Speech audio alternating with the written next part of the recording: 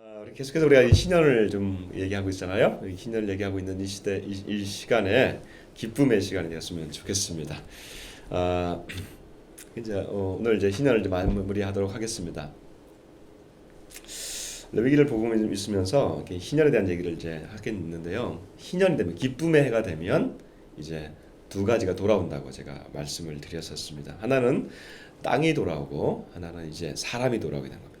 오늘은 두 번째 시간인 사람이 돌아오는 것에 대해서 같이 나누도록 하겠습니다. 사실 뭐 사람이 돌아오고 땅이 돌아오는 거 이거 한꺼번에 다 같이 해도 되는데 제가 왜 또 사람이 돌아오는 것에 대해서 따로 하냐면 사람이 돌아오는 오늘 말씀을 잘 들으세요. 사람이 돌아오는 이 과정이 구원의 핵심 과정 방법이 되기 때문에 따로 오늘 제가 말씀을 같이 나누려고 합니다. 사람이 돌아온다. 사람이 돌아온다. 이 말은 다른 말로 하면 사람의 신분이 회복된다는 겁니다. 사람이 신분이 회복된다는 것은 다른 말로 하면 그 사람이 신분이 안 좋은 상황에서 신분이 다시 회복되는 걸 말하겠죠. 신분이 안 좋아지는 것, 즉 살다 보면 지난 시간에 제가 살다 보면 이런 표현을 썼는데 살다 보면 우리 삶이 참 힘들 때가 많잖아요, 그렇죠? 그래서 집도 팔게 되고 자동차도 팔고 다 팝니다. 남은 게 없어요? 그러면 지난주에 마지막으로 파는 게 뭐라 그랬어요? 땅이라고 그랬죠? 땅이 팔아. 사실 근데 이게 마지막이 아니었어요. 뭐가 있냐면 뭐가 있어요? 그러니까 요즘 땅이 어디냐 이렇게 하지 말고 이스라엘 백성들은 땅이 있었어요.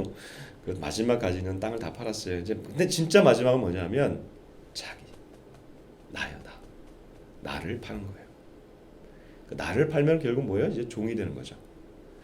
자, 여러분 종, 노예, 노비 우리말로 하면 노비 제도가 맞는데 이게 사실은 없었던 나라가 없고 역사가 없습니다. 우리나라도 지금 한 100년 정도 됐을까요? 지금 이게 폐지된 지가 별로 얼마 안 됩니다. 우리도 굉장히 많이 노비가 있었어요. 기록에 보니까 서울이요 17세기 약 한 300년 전에 우리 서울이요 인구의 몇 프로가 노비였는지 아세요? 놀라지 마세요. 서울의 인구 70%가 노비였답니다. 그러니까 여러분들이 지금 근원을 따라서 올라가면 여러분들의 조상이 노비였을 수가 있어요. 이 중에 70%는 노비였을 수 있다는 얘기예요. 그러면 난 태어나서부터 나는 노비로 태어나는 거예요. 그렇죠? 마음이 얼마나 아파요. 마음이 얼마나 지금 힘들어요. 이 중에 절반은 노비라는 거예요. 얼마나 힘들어요. 노비라는 거, 노예. 전쟁에 팔려온 노예가 있고요. 잡혀서 온 노예가 있고 그다음에 채무 노예가 있습니다. 그러니까 자기가 어쩔 수 없이 자기를 팔아야 되는 노비가 있고요. 그리고 그냥 엄마 아빠가 팔아버리는 매각 노비가 있고요. 여러 가지 형태의 노예가 있어요. 그 노예들이 있다는 거예요 지금. 이스라엘 백성도 마찬가지예요. 너무 살기가 힘들면 살다 보면 자기를 팔아야 될 때가 있어요. 그러면 자기를 파는 거예요. 그러면 이 희년 제도 50년이 되면 뿔라빠를 쫙 불면서 50년이 선포가 되면 그때는 기쁨의 해가 선포가 되고 땅이 돌아오고 그리고 또 뭐가 이제 오늘 회복돼요? 신분이 회복되는 거예요. 그러니까 이게 참 기쁨의 해는 거죠. 노비로서 해방되는 게 바로 오늘 이 신년의 아주 가장 중요한 노비 해방입니다. 노예 해방이에요. 그래서 상당히 발전적인 법이 되는 것이죠. 노예에서 해방되는 것 이스라엘 백성에서 두 가지가 있습니다. 첫 번째가 뭐냐면 희년이 되면 해방이 되는 거예요. 50년이 되면 해방이 되는 거예요. 자, 그러면 한번 오래간만에 우리 북한 성경 한번 읽어봅시다. 몇 절이 나와 있는지 다시 한번 좀 보겠습니다. 39절부터 41절을 주보에 나와 있는 우리 북한 성경으로 한번 읽어봅시다. 같이 읽습니다. 시작. 너희와 함께 사는 너희 동족 가운데 누가 옹색하게 하여 너희에게 몸을 팔았을 경우에 너희는 그를 종부리듯 부리지 못한다. 너희는 그를 품꾼이나 식객처럼 데리고 살며 일을 시키다가 희년이 되면 자식들과 함께 집에서 내보내어 자기 지파로 조상의 소유지를 찾아 돌아가게 해야 한다. 아멘. 50년이 되면 돌아가게 한다는 거예요. 그렇죠? 50년이 되면 종들도 돌아가는 놀라운 법, 바로 희년의 법입니다. 그런데 여러분 몇 년을 기다려야 돼요? 50년을 기다려야 돼요. 50년을 어떻게 기다립니까? 그렇잖아요. 50년을 어떻게 기다려요? 알른이 죽는다 이런 표현이 여기서 나오는데 희년이 선포되고 또다시 50년을 기다려야 겨우 노예가 해방되니까 이게 너무 힘든 거예요. 그러니까 희년이 돼서 종으로 정해서 풀려나면 좋겠지만 그렇지 않은 경우에 또다시 풀려나는 두 번째 방법이 있습니다. 그게 뭐냐면 자기가 자기를 몸값을 사고 풀려나는 거예요. 즉 돈을 많이 벌어가지고 자기가 자기 몸을 사는 거예요. 또는 가까운 사람이 그 사람을 위해서 돈을 지불해주고 노예의 값을 지불해주고 사는 경우예요. 이게 풀려나는 방법입니다. 아시겠죠? 노예로 풀려날 수 있는 방법은 50년이 되거나 아니면 50년이 되기 전에 가까운 사람이 그 사람의 몸값을 대신 지불해주고 풀려나면 이게 풀려나는 겁니다. 자, 아시겠죠? 요 과정, 그 사람의 정확한 몸값을 계산해주고 풀려나게 하는 것이 바로 오늘 이 방법입니다. 이거를 뭐라고 그러냐면 여러분 따라해보세요. 고엘. 조금 히브리 말로 어려운 말인데 다시 따라해보세요. 고엘. 고엘이란 뭐냐면 이게 사다 이런 뜻이고 다른 말로 하면 구원자란 뜻이에요. 이게 값을 주고 산다라고 하는 의미에서 구원해준다 이런 의미에서 구원자라고 하는 것입니다. 그러면 가장 가까운 사람에서 누가 살 수 있느냐? 가족이 살 수 있느냐? 그렇지 않겠죠. 가족이면 어떻게 노예가 이미 가족인데 어떻게 살 수 있겠어요. 그러니까 가장 가까운 친족에서부터 사는 겁니다. 가장 가까운 삼촌이나 아니면 큰아버지나 나를 위해서 사주는 거예요. 값을 정확하게 치르고 나는 거예요. 그럼 여기까지 보십시다. 좀 적용을 한번 해봅시다. 제가 올해 48이에요. 이제 48살이에요. 근데 제가 종이 됐어요. 제가 태어났는데 종이에요. 그러면 앞으로 몇 년을 더 기다려야 돼요? 50년. 그럼 몇 살 돼요? 제가 98에 제가 이제 해방을 받는 거예요. 그래서 알런이 죽는다는 표현이 여기서 나오는 거예요. 차라리 죽죠. 그냥 죽는 거예요. 종으로 죽는 거예요. 근데 저희 삼촌이 갑자기 대박을 쳤어요. 살면서. 그래서 이분이 평상시 하목사가 참 불쌍하다. 종으로 살아가지고 내가 안 되겠다. 하목사를 내가 사줘야겠다 해가지고 몸값을 정확하게 지불해가지고 저를 해방시켜줬어요. 이게 바로 고엘로서의 삼촌이 되는 거고 저는 구원을 받는 과정이 바로 여기서 나오는 거예요. 이게 바로 해방되는 정신입니다.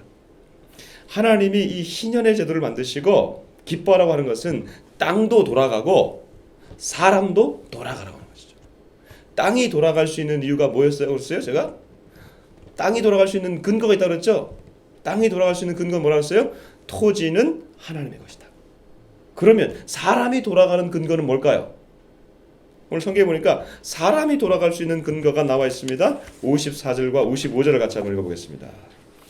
54절과 55절을 같이 읽어볼게요. 시작.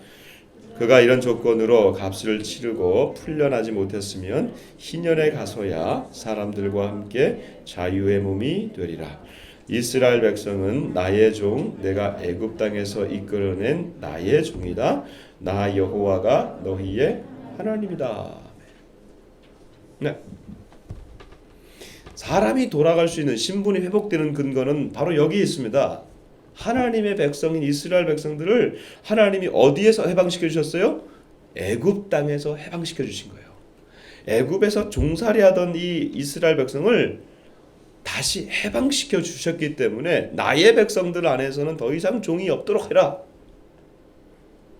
그래서 그 종살이가 오래 가지 못하도록 희년이 되면 다 돌아오게 하거나 아니면 누군가가 친족 가운데 가장 가까운 친족이 부유해져서 살 수 있으면 값을 정확하게 치르고 건져내라. 이 표현입니다. 바로 이 표현이 여러분 이 구약에 나오는 이 표현 때문에 이 희년 제도 때문에 예수님께서도 오셔가지고 이 땅에 오셔가지고 그가 놀랍게도 이 희년을 제일 먼저 선포하시며 사역하십니다. 예수님이요 이 땅에 오셔서 당신의 사역을 많은 얘기들을 하기 전에 그가 성경 한 구절을 읽고 그의 사역을 시작하시는데 그게 어디 나오냐면 여러분 이제 누가복음 한번 보겠습니다. 신약 성경에 보시면요 94페이지가 있습니다. 4장을 한번 읽어보십시오. 신약성경 94페이지 4장 누가복음 4장 17절에서 21절을 보겠습니다. 17절에서 21절을 봅니다. 시작.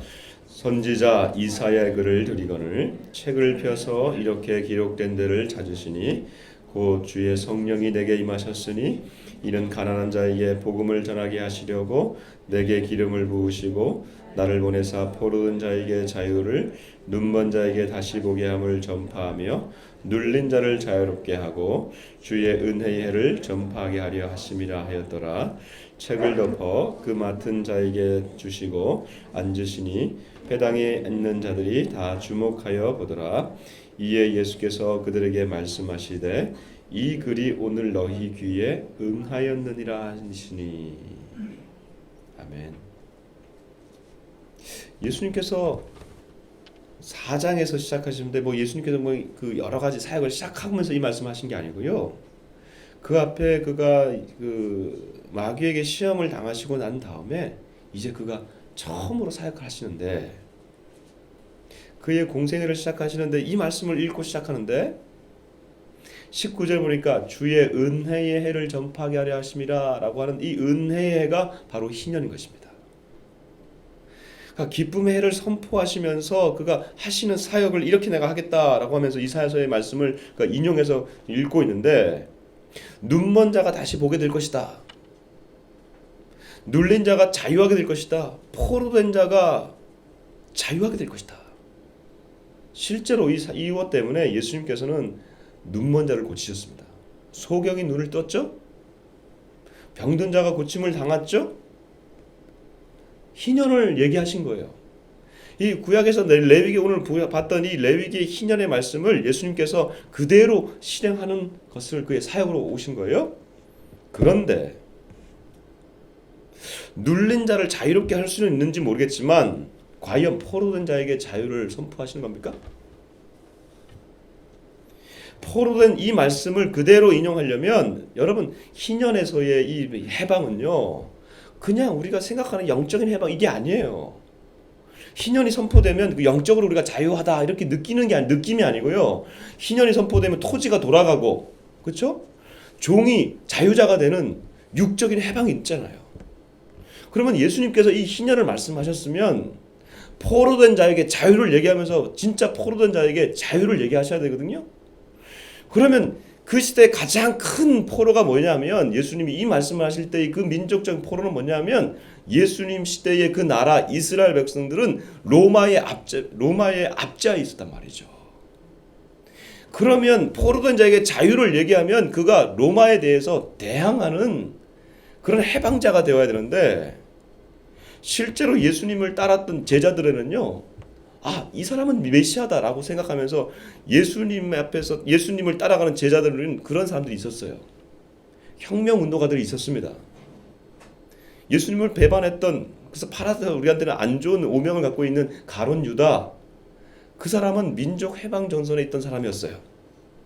이 예수야말로 우리나라를 이 로마에서 구원할 사람이다라는 어떤 그런 혁명적 지도자로 봤단 말이죠. 그러면 이스라엘 백성들과 우리나라 우리 민족과 좀 비슷한 점이 많아요. 머리가 좋은 것도 있고요.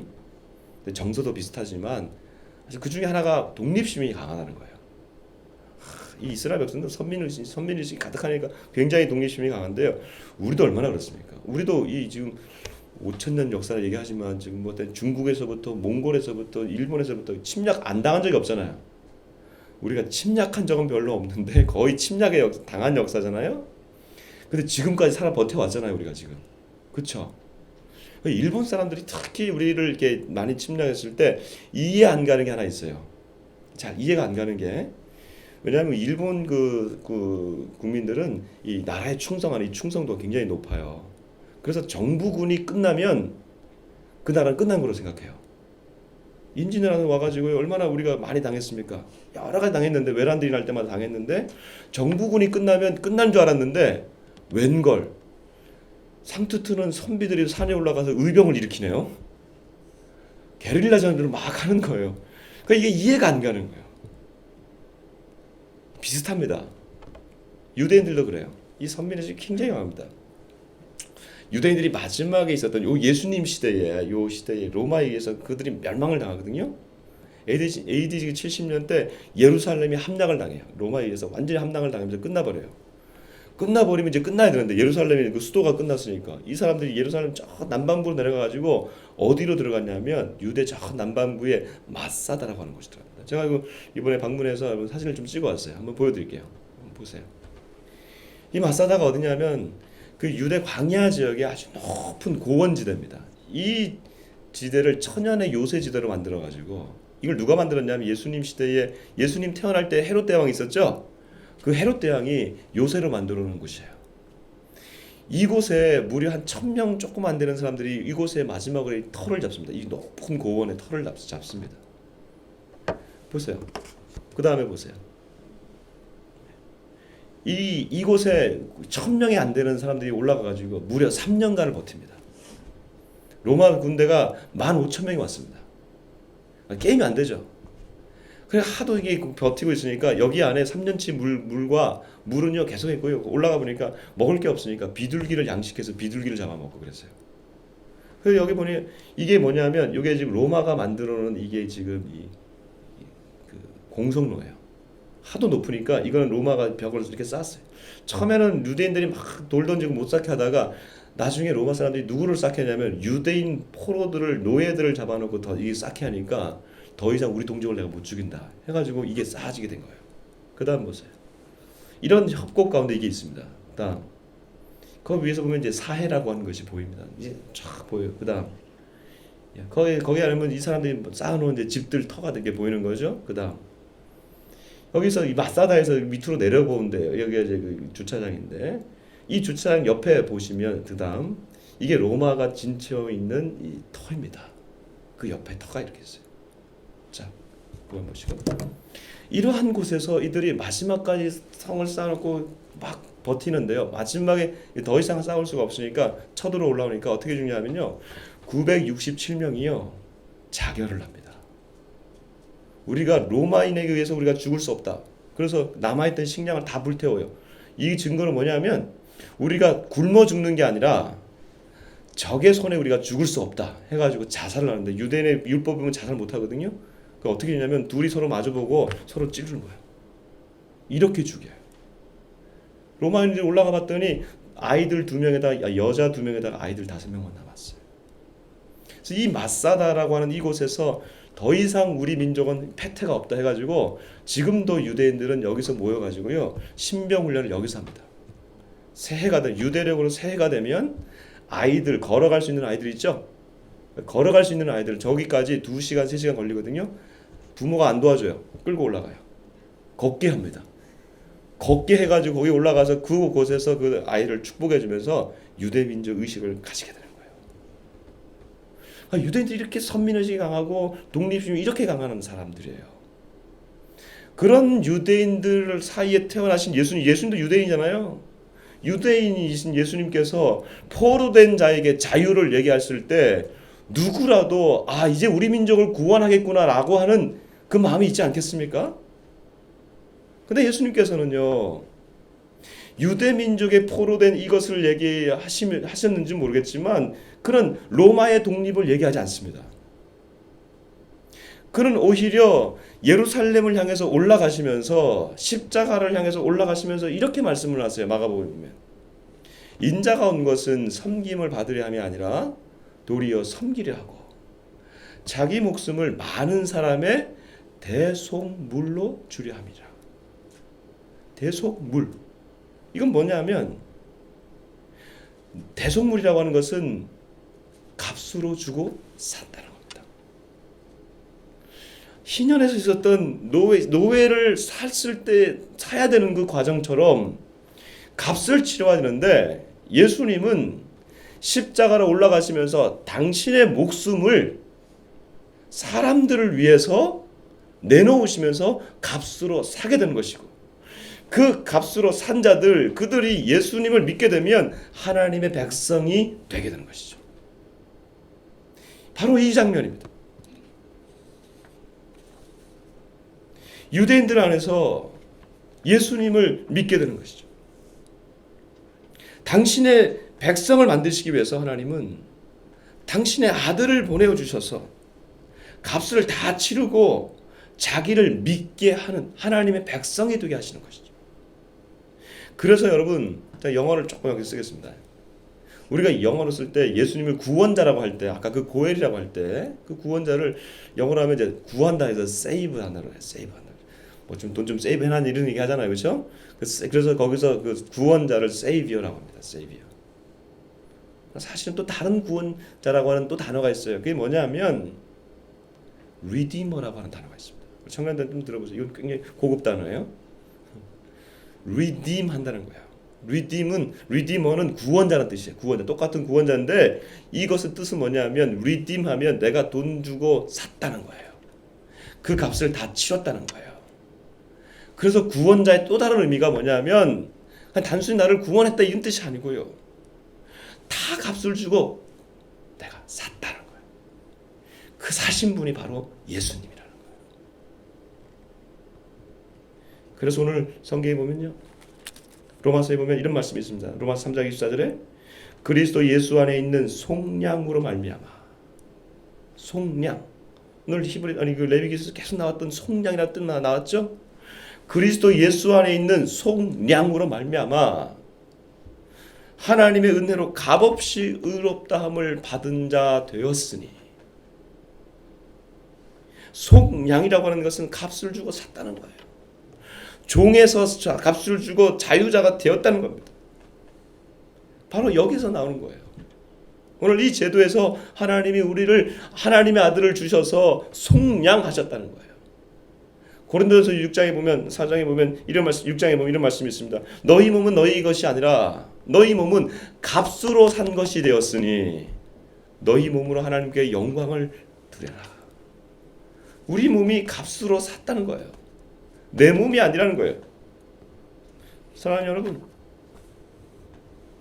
하나님이 당신의 아들의 피의 값을 주고 저와 여러분을 사셨다는 거예요. 당신의 백성을 만드시려고 예수님의 피값으로 우리를 사셨다.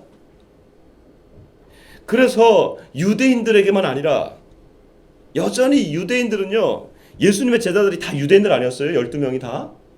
그럼 거기 무슨 한국인이 있고 러시아인이 어디 있어요? 다 유대인이었어요.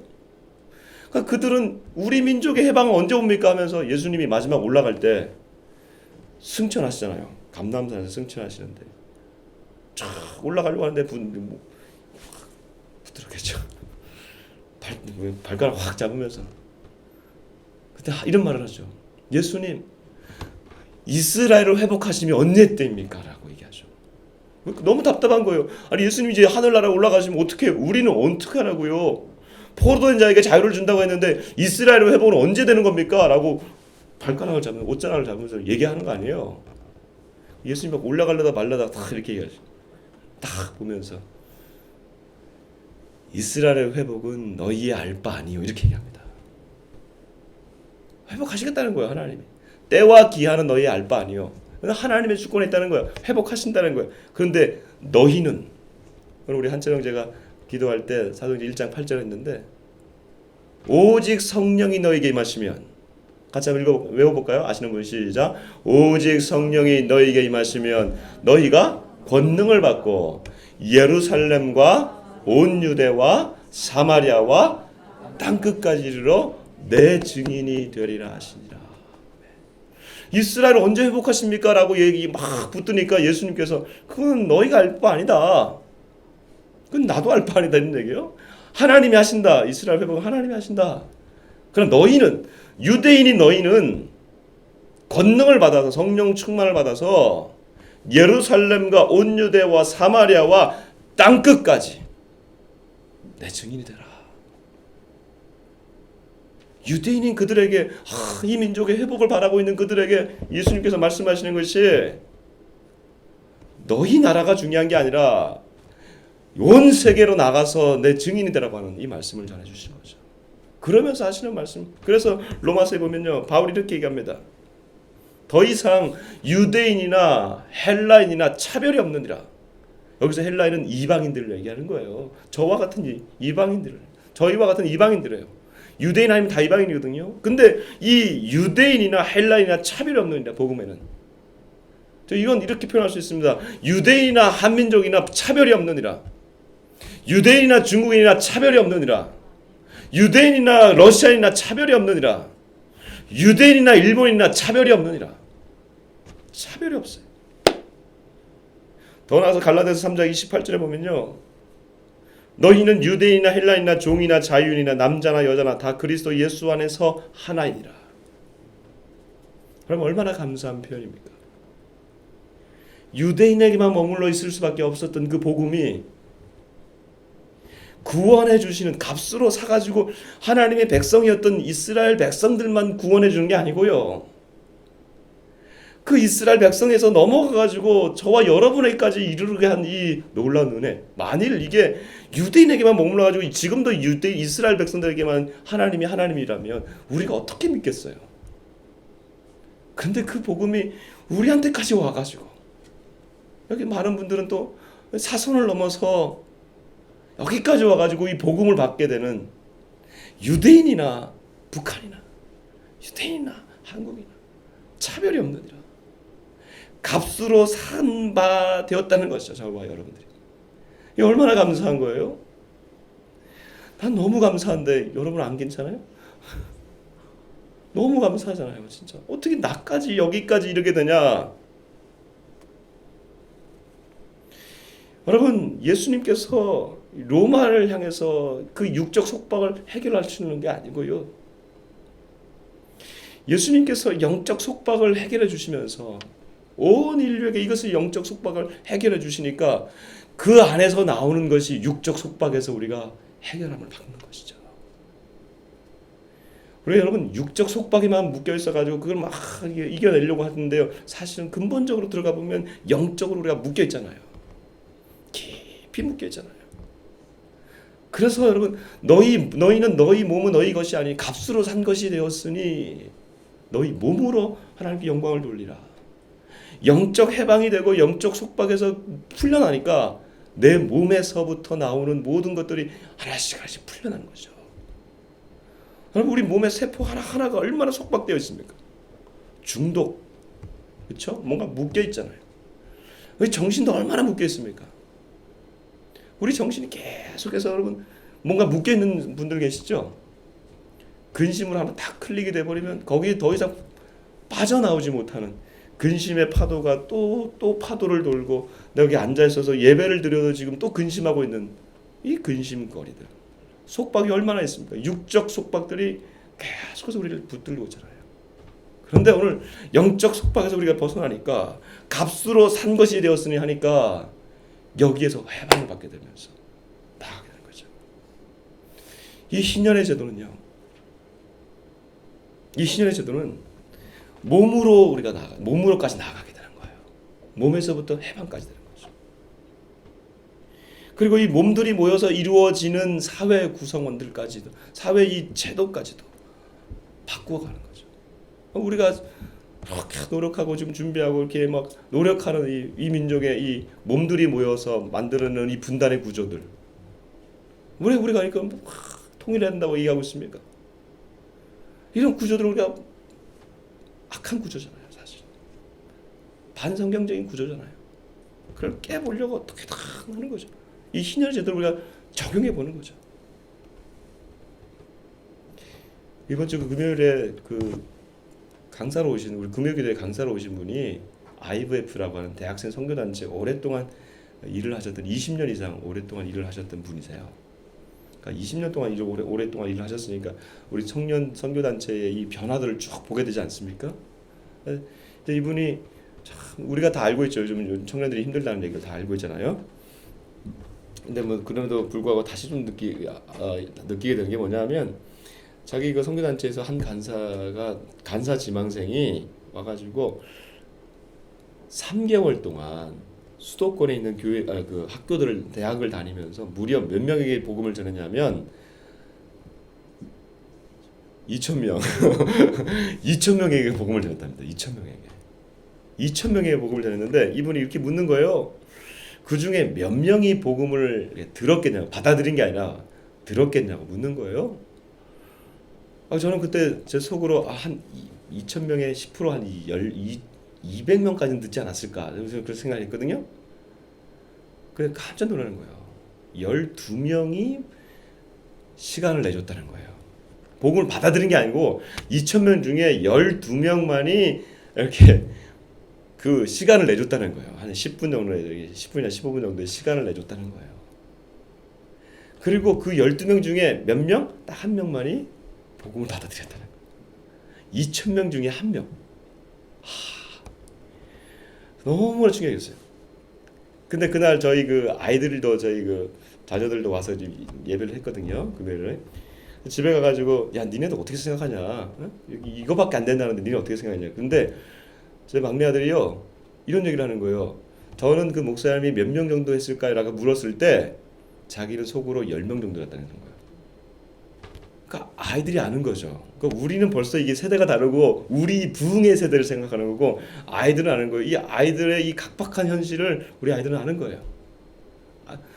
대학 가서 이게 복음을 전하는데 복음 안 듣는 이유가 뭐냐면 이제는요 뭐 기독교에 대한 반감을 지나서 뭐 그렇게 그런 게 아니고요 아예 그냥 신경을 쓰지 않는다는 겁니다.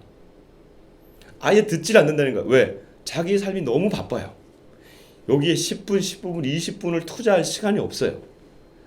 대학 가서 계속해서 자기 개발로 들어가야 됩니다. 끊임없는 학원을 다니고 자기 개발을 해야 되고 스펙을 쌓아야만 살 수 있는 사회가 되어버렸으니까 왜 다 이렇게 지치면서 달려가야 되는지 모르는데 그냥 달려가는 그런 사회 가운데 살고 있는 거예요. 왜 이렇게 지쳐야만 되는지를 모르면서 계속해서 달려가는데 그 바깥 끝에는 뭐가 있는지를 모르면서 달려가는 사회 가운데 우리 청년들이 그냥 노출되어 있다는 거죠.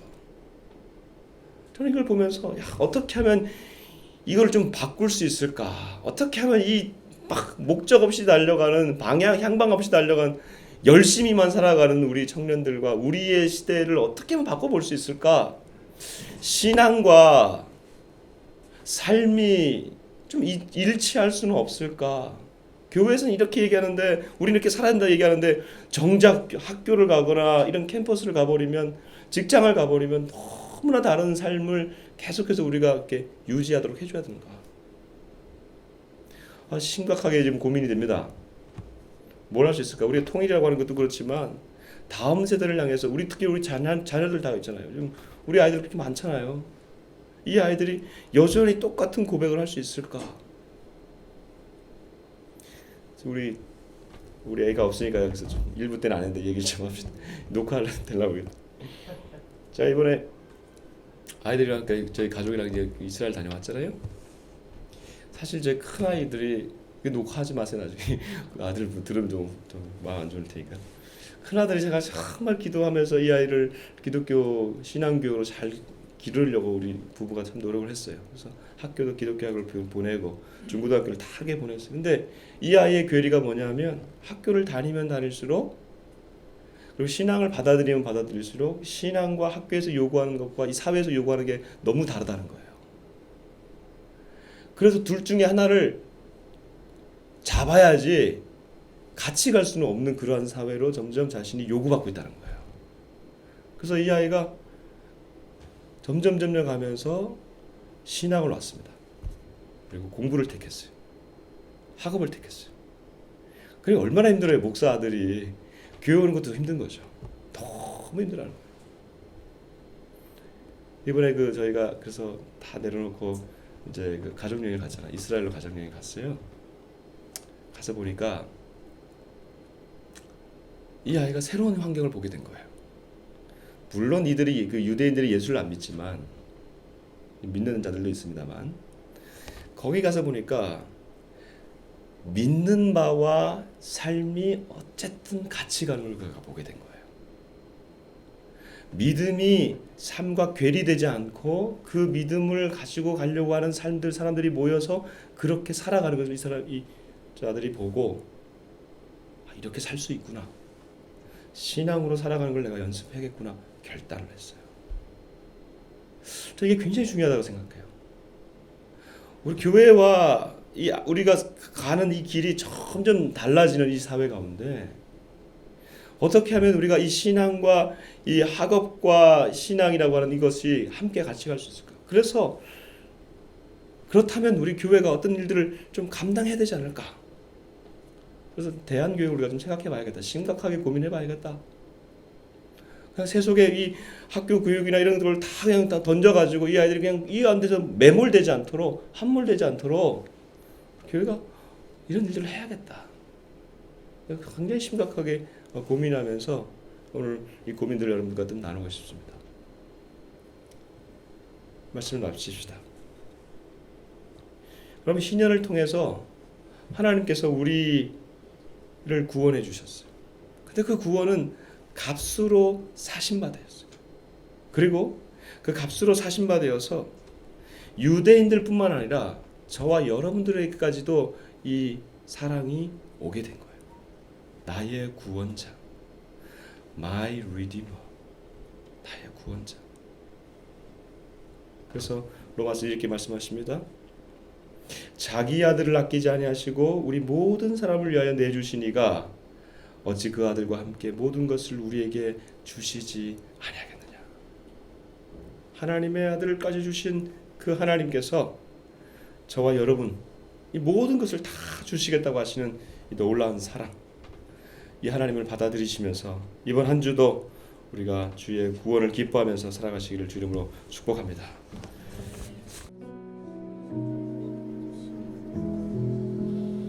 하나님 아버지, 값없이 속량함을 얻은 우리들, 유대인들에게만 머물 수 있었던 그 복이 우리 가운데도 오게 하시고 유대인이나 우리나 차별이 없이 속량해 주시는 하나님 감사합니다. 우리가 무슨 값을 지불한 것도 아니고 우리가 부유하게 되어 우리 스스로를 속량할 수 있는 그런 권리나 우리 능력이 없는 것을 고백합니다. 하나님께서 이 모든 죄의 문제를 해결해 주시고 하나님의 자녀로 다시금 서게 하시니 감사합니다. 자녀의 신분을 회복하게 하여 주시고 육적 속박에서 계속해서 매이지 않게 하여 주옵소서. 어쩔 수 없이 우리의 육신을 살다 보니 육에서 나오는 모든 요구들이 계속해서 우리를 누를 때가 있습니다. 하나님 그때마다 하나님의 영으로 이겨내게 하여 주시고 성령으로 이겨내게 하여 주실 때에 이기는 삶을 연습하게 하여 주시고 훈련케 하여 주옵소서. 그리스도의 속량을 부여잡고 나아가는 우리가 되게 하여 주시고 공동체가 되게 하여 주옵소서. 할렐루야. 주님을 찬양하며 예수님의 이름으로 기도드립니다. 아멘. 아멘.